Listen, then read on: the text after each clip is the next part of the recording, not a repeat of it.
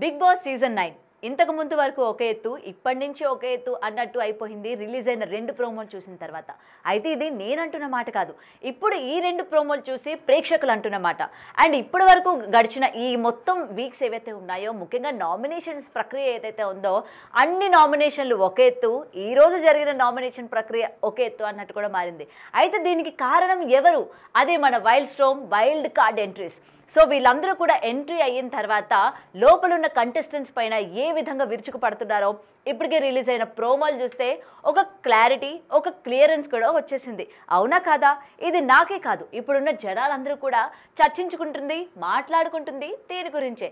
అయితే ఇంతకీ ప్రోమోలు అంత ఆసక్తికరంగా ఉన్న విషయాలు ఏంటి అనేది ఇప్పుడు చూద్దాం. సో ప్రెసెంట్ వైల్డ్ కార్డ్ ఎంట్రీస్గా వెళ్ళిన వాళ్ళందరికీ కూడా బిగ్ బాస్ ఒక అవకాశం ఇవ్వడం జరిగింది. సో బాల్ వేసిన తర్వాత ఈ వైల్డ్ కార్డ్ ఎంట్రీస్ ఆ బాల్ని తీసుకొని వాళ్ళకి నచ్చిన కంటెస్టెంట్స్ ఎవరైతే ఉంటారో వాళ్ళకి ఇవ్వాల్సిందిగా చెప్పారు. అయితే ఈ ప్రక్రియలోని కొంతమందికి బాల్ అయితే దక్కడం జరిగింది. బాల్ తీసుకున్న తర్వాత వాళ్ళల్లో వాళ్ళ నామినేషన్స్ ప్రక్రియ కూడా జరగడం జరిగింది. అయితే దీనిలో ఫస్ట్గా మనం చూసుకుంటే ఆల్రెడీ మనం చూస్తున్నాం భరణి. అయితే భరణికి సంబంధించి ఇప్పటి వరకు కూడా భరణి మాస్క్ లేకుండా ఆడుతున్నాడు అని కొంతమంది అంటుంటారు.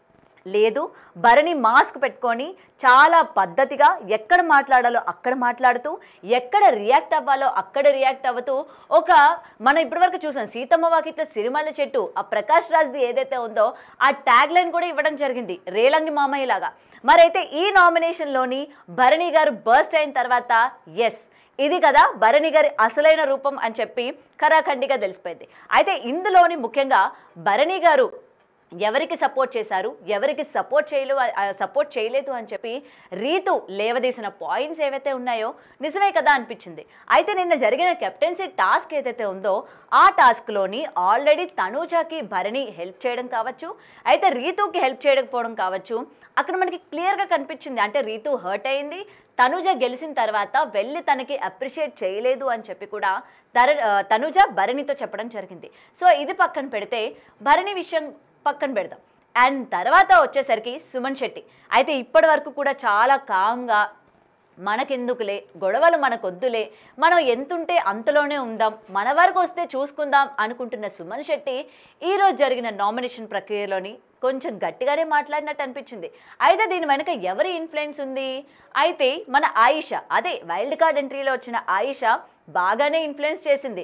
ఆ రియాక్షన్ నామినేషన్ ప్రక్రియలో మామూలుగా కనిపించలేదు. సంజన గారిని నామినేట్ చేస్తూ మీరు ఎవరైనా గొడవలాడుకుంటే, లేకపోతే మీరు ఇద్దరి మధ్య గొడవ పెట్టేసి మీరు బాగా ఎంజాయ్ చేస్తారు, మీ క్యారెక్టర్ నాకు నచ్చలేదు అని చెప్పడం జరిగింది. ఎస్, ఈ పాయింట్ కరెక్టే. మరి ఇన్ని వీక్స్ వరకు సుమన్ శెట్టి గారు ఈ పాయింట్ ఎందుకు రైజ్ చేయలేదు? అంటే ఆ రోజు కనిపించలేదా సంజన గారికి? ఎవరైనా వచ్చి సుమన్ శెట్టి గారిని ఇన్ఫ్లుయెన్స్ చేస్తేనే సంజన గారి గురించి మాట్లాడాలి అని అనిపించిందా? ఏమో మరి అక్కడ ఏం జరిగిందో చూడాలి. అండ్ దాని తర్వాత తనూజాని నామినేట్ చేయడం జరిగింది. సో తనూజ విషయానికి వచ్చేసరికి నువ్వు చాలా ఎమోషనల్ అవుతున్నావు అండ్ నువ్వు చాలామంది హెల్ప్ తీసుకుంటున్నావు, ఒకవేళ వాళ్ళు నీకు గనక హెల్ప్ చేయకపోతే నువ్వు అలుగుతున్నావు అని చెప్పి నామినేట్ చేయడం జరిగింది. ఎస్, ఈ పాయింట్ కూడా రైటే. ఎందుకంటే తనూజాని స్టార్టింగ్ నుంచి మనం చూసుకున్నట్లయితే నాన్న నాన్న అంటూ భరణి గారు వెనకని తిరగడం కావచ్చు, భరణి గారు దివ్యతో ఉండడం చూసిన తర్వాత తనూజాకి నచ్చకపోవడం కూడా భరణి గారితో షేర్ చేసుకోవడం జరిగింది.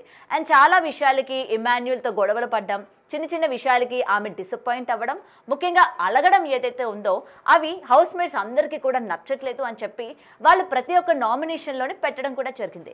సో ఈ పాయింటే సుమన్ శెట్టి కూడా మాట్లాడడం జరిగింది. ఎస్, సుమన్ శెట్టి మాట్లాడిన మాటలో కూడా ఏ మాత్రం కూడా తప్పులేదు. సో తనుజ మరి దీనికి ఏ విధంగా డిఫెండ్ చేసుకున్నారో కూడా మనకి ఎపిసోడ్ రిలీజ్ అయితేనే కానీ కన్ఫర్మ్గా చెప్పలేదు.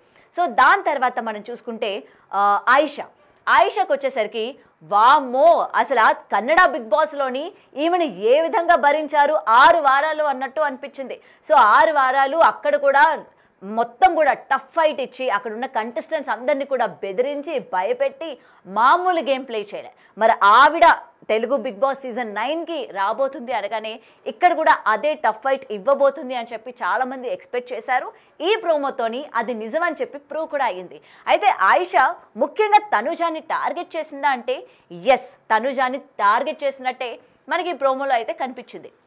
ముఖ్యంగా తనుజ ఎమోషనల్గా అవ్వడం కావచ్చు, లేకపోతే తనకి ఎవరు సపోర్ట్ చేయకపోతే తను అలగడం కావచ్చు, లేకపోతే నువ్వు వచ్చింది గేమ్ ఆడడానికా లేకపోతే అలగడానికా అన్నట్టు కట్టే తెచ్చే కొట్టే అన్నట్టు ఆయిష పెట్టిన పాయింట్స్ ఏవైతే ఉన్నాయో అరే నిజమే కదా అనిపించింది.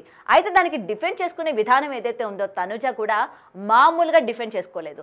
అయితే మొదటి వారం నుంచి నిన్న కెప్టెన్సీ టాస్క్ వరకు కూడా నేను సింగిల్గానే ఆడాను, నాకెవరూ కూడా సపోర్ట్ చేయలేదు కాబట్టి కెప్టెన్సీ టాస్క్లోని నేను భరణి గారిని సపోర్ట్ చేయమన్నాను, అందుకు నాన్న నాకు సపోర్ట్ చేశారు, మరి నేను ఇండివిజువల్గా ఆడిన గేమ్స్ ఏవి కూడా కనిపించలేదా అని చెప్పి తనుజ కూడా డిఫెండ్ చేసుకుంది. సో ఇక్కడ వీళ్ళిద్దరు పాయింట్స్ ఏవైతే ఉన్నాయో రైట్ అనే అనిపించింది. అండ్ ఆయిష మాట్లాడిన విధానం కావచ్చు, పెట్టిన పాయింట్స్ కావచ్చు, చాలా స్ట్రెయిట్ ఫార్వర్డ్గా పెట్టడం ఇక్కడ చాలా అందరినీ కూడా అప్రిషియేట్ చేసుకునే విధంగా ప్రోమో అయితే ఉంది. అయితే ముఖ్యంగా ఇక్కడికి వచ్చిన తర్వాత హౌస్లోని ఒక్కొక్కరు ఒక్కొక్క రిలేషన్ పెట్టుకొని, అది లవ్ కావచ్చు లేకపోతే ఎమోషనల్ బాండ్ కావచ్చు, ఇలా ఒక్కొక్కరు పెట్టుకొని వాళ్ళు విన్ అయిపోదాం అని చెప్పి ఆ ప్రాసెస్లో నడుస్తూ ఉన్నారు అని చెప్పి క్లియర్ కట్గా హౌస్లో ఉన్న వాళ్ళందరికీ కూడా ఒక క్లారిటీ వచ్చేటట్టయితే చెప్పింది. మరి ఈ పాయింట్స్తోని తనుజాకి కూడా ఒక క్లారిటీ వచ్చింది. అండ్ దాని తర్వాత ఆయిష మొత్తం నామినేషన్ ప్రక్రియ కనుక చూసుకున్నట్లయితే అండ్ నామినేషన్ అంటే ఇప్పటివరకు ప్రోమోలో ఉన్న పాయింట్స్ కనుక చూస్తే చాలా బాగా అడిగింది, తనుజ కూడా చాలా బాగా డిఫెండ్ చేసుకోగలిగింది అన్నట్టు మనకైతే కనిపించింది. అండ్ ఇంకొకటి హౌస్లోకి ఈ వైల్డ్ కార్డ్ ఎంట్రీస్ వెళ్ళిన తర్వాత ముఖ్యంగా దువ్వాడ మాధురి గారి గురించి చాలామంది చాలా ఎక్స్పెక్టేషన్స్ పెట్టుకున్నారు.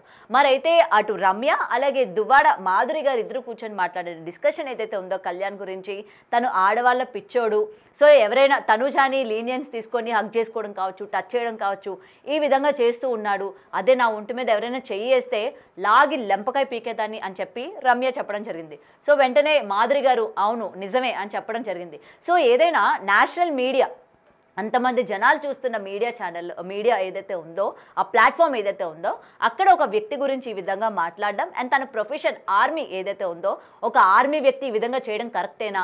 సో ఇక్కడ నేను ఒక పాయింట్ అడగాలనుకుంటున్నా. సో ఆర్మీ వ్యక్తి అయినంత మాత్రాన లవ్ చేయకూడదా, పెళ్లి చేసుకోకూడదా, అమ్మాయిని చూడకూడదా?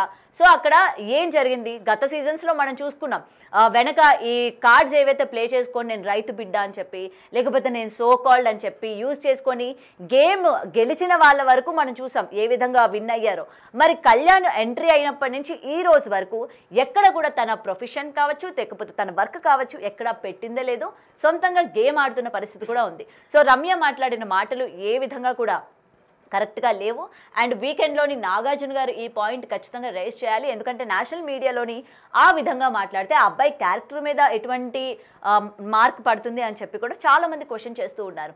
సో ఏది ఏమైనా ముఖ్యంగా వైల్డ్ కార్డ్ ఎంట్రీస్ వెళ్తే ఏ విధంగా ఉంటుంది, వైల్డ్ స్ట్రాంగ్గానే ఉంటుందా అని ఎక్స్పెక్ట్ చేసిన ప్రేక్షకులకి నిజంగానే వైల్డ్గా ఉంది అన్నట్టయితే అనిపించింది. మరి ఈ రోజు నుంచి ఈ నామినేషన్ ప్రక్రియ అయిపోయిన తర్వాత ఈచ్ అండ్ ఎవ్రీ కంటెస్టెంట్కి ఒక క్లారిటీ వస్తుంది. సో బయటికి ఏ విధంగా వాళ్ళ క్యారెక్టర్స్ పోర్ట్రే అవుతున్నాయి లేకపోతే బయటికి ఏ విధంగా వాళ్ళ గేమ్ వెళ్తుంది అన్న దానిపైన ఈచ్ అండ్ ఎవ్రీ వన్కి ఒక క్లారిటీ వస్తుంది.